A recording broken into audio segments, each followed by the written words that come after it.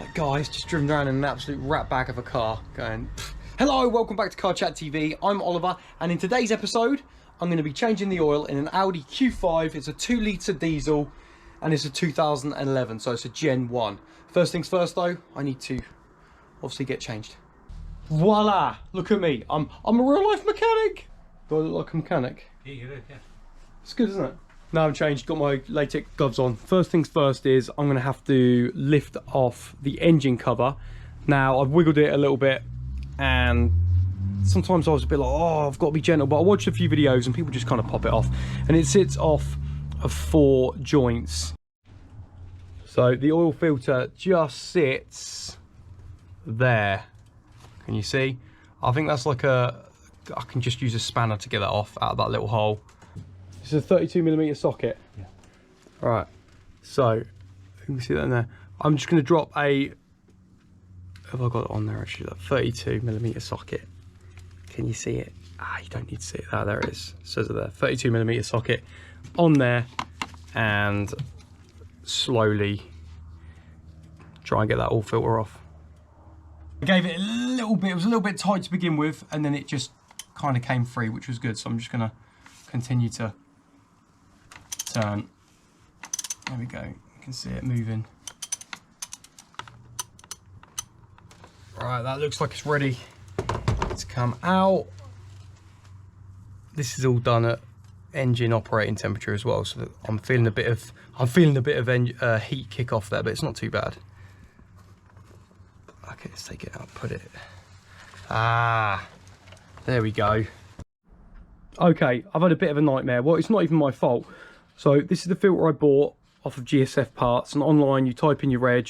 I typed my reg in, it came up with a 2011 Audi Q5 2-litre TDI, and this was one of the filters that you could buy, but it is completely different. As you can see, this insert doesn't come out, and actually it's a bit bigger. It's actually a bit bigger than I'm just filming, Dad. Cheers for coming in. And this bit is a filter that fits onto it, so I'm going to go to grab another one now. I've taken the filter housing out, filter piece out, sorry, and I'm just going to go and take that to another place. And back. Right, I've just been to the shops and I've got this one, and that is so much better. I basically got stitched up, so that will go on there. Okay, so here is the new filter put on. It literally just snaps on. Put it over the shaft, snap it on, and then I put rubbed oil with those new seals there, and the medium seal, and then the little baby seal at the top. Arr, arr. Sorry, that's a terrible joke. Basically, rule of thumb before I put this back in is when you key your reg in, don't trust what they're trying to sell you without looking at what actual oil filter you've got under your bonnet. So I'd get under your bonnet first and have a look. Right, I'm going to take this over to the car and get it screwed back, start screwing it back in. Okay.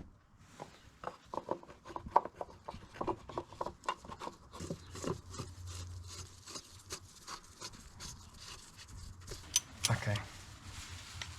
Yeah.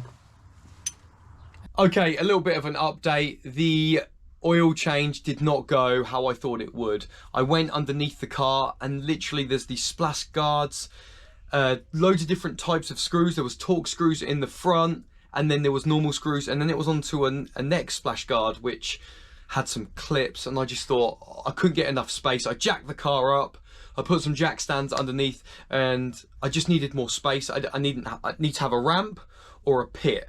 So I decided I'm going to buy an extraction device, because I've been seeing these people use them on YouTube and they've been getting good reviews.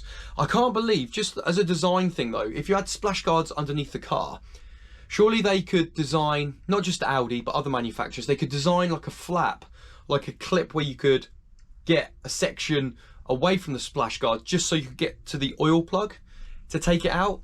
The fact you have to take the whole splash guards off and then put them back on just seems a lot of effort, and I just didn't have the space. I'd have done it if I had a pit or a ramp, but I don't. So I bought this. I bought one of these off Amazon. I've been seeing good things. So this is what it is. It's a Shows 7-litre pump. I got this one for 38 quid. I think you can get other variants of it. Comes with 4 tubes. They all like connect into each other, which is good. This is the the first one, sort of that goes into there to seal it, and then you pump, and you literally just put it in your dipstick.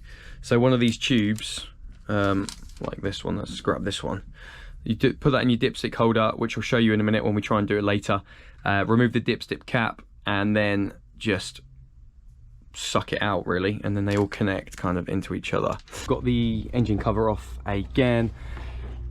This is the dipstick and this is the cap. So we're going to put the filter pipe down there, the tube pipe from the extraction unit down there. Now this is what the cap looks like. It's got these two little pincers either side, and I was a bit worried about snapping them off when I was pulling on the cap, because it was actually quite tight, but I got like a fork and just kind of gently eased one of the pincers a little bit out, and then just gave it a little bit of a tug. I'm good at giving things a bit of a tug, so yeah, it's popped out onto the next stage. I'm going to leave the engine running for 5 minutes, turn it off, and then begin extraction. Right, engine off. I've attached that pipe to that pipe to this pipe. I thought I could get away with just doing this size pipe millimeter, but it's actually pretty tight. So I just went down to the lower one, didn't go down to the one underneath, but this one seems to be right in the bottom. So all that is left to do is bring this to the top, pump it a few times to create the vacuum. I've put that on there, that's nice and sealed tight. You stand on that, it's like a little foot peg, I think. Excuse the shoes because it is hot today, and let's see what we can do. Just give it a few pumps. This is the bit on the video where people speed it up on the edit, except I might not do that. I might make you just watch the whole. Oh, it's coming, I'm stopping. Oh, it's working, it's trickling up, it's coming. Oh my gosh, so all that dirty oil is literally coming up and around the corner. Let's give it some more pumps. Let's give it another little pump. Get it coming a little bit quicker. Oh my gosh, you know, when things you're like, I don't know, in the back of your mind you think, this isn't gonna work. But actually, the power of my strength of my pump is pretty good, because it is trickling out. Right, I'm gonna cut the video, and because this looks like it's gonna be a while. But hey, I'm not getting dirty. All right, awesome, just glad it's working. Okay, looks like we're just about halfway. The Audi Q5 2-litre turbo diesel has 4.7 litres in it.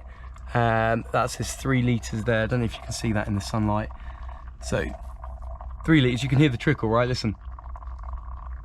So it's flowing well. 3 litres, 4 litres. So we're looking at finishing up about there, I reckon. So we'll see. So it looks like we're halfway. Okay, I think we are finished. I think we finished here. You can see it's actually gone over the 5 litre mark, which I'm shocked about, really. I didn't think I'd be able to get that much in these Audi Q5 2-litre turbo diesel engines. It says online they take 4.7 litres to 5 litres. So actually this one's might have been overfilled, I'm guessing, because that's almost 5.5. Yeah, I've literally dismantled the pipes, took them out, took out the seal from above that, from that, so I laid it on the ground, and then I have obviously covered the areas, don't spill any oil. I didn't spill any oil, and I got this 5 litre stuff, because I read online that you needed 5W30, but you needed the VW507. Don't know, something that's the best oil for it or something. It has to be that compatible. So anyway, that's gone in 5 litres. I've just put the whole 5 litres in because, as we saw, you know, over 5 litres came out. That's all done. I just need to hit the pressure release valve on that so the pump can be used again, and I'm going to pour that out, obviously, and pop it in there, and then take it down the tip where the waste oil goes. So I read online that you had to wait for about 10 to 20 minutes to let the oil all get into the sump before starting the car. I'd love to know what you guys think. Any veteran mechanics out there, let me know in the comments, you know, what is the correct amount of time after putting all the oil, new oil back into the engine? How long should you wait for it to hit the bottom of the sump and start the car? That'd be interesting to see. Anyway, I've left it 20 minutes just to be sure, because I'm a little bit OCD like that. And then I poured all of the oil, the waste oil from the pump into the old container. So I'll take that to the tip. I didn't film that just because I thought there's no point. And also I didn't film me pouring the oil in. Obviously I need two hands. I didn't want to spill anything. I did put the dipstick cap back on dipstick tube. I know I didn't film that just in case anyone goes, hey, you didn't put that back on. I did, just to make sure. Remember to put the dipstick cap back on. And then now all that's left to do is to just check the oil level and then reset the service interval. There's no dipstick in the Audi Q5, so you literally go over to where it says car, press that, and then go down to, just using this little bit, if you want to know, this little knob with a little bit of knurling design, and go down to oil level, click that. Perfect, there we go. Engine oil level okay. Now all I need to do is go over to press the car again, go to service interval, display, click that, go down to the bottom, reset oil change interval. Said that weird. Do you really want to set the oil change? Yep. Oil change interval is being reset. All done. Things that I've learned, and hopefully you may have learned as well, is don't just trust what you type in on your reg on the website and order the filter. Check your oil filter first under the bonnet to see which one you need. And as always, if you like the video, throw me a like. I don't just make this video. If this is your first video watching at Car Chat TV, we don't just make oil servicing videos. I actually review cars as well. Some of the other content we do is decent production, quite a high level. This one I've made myself, just by myself, just using the GoPro, just because I wanted to try and see what it was like to service the car, change the oil. Anyway, back to what I said. If you like the video and you learned something, throw us a like, comment down below anything about what you do. Did I do something wrong? I'm sure YouTube will let me know. As always, get yourself subbed for all the cool reviews and interviews that are coming very, very soon to the channel. And I will see you. Thanks for watching. I'll see you on the next one.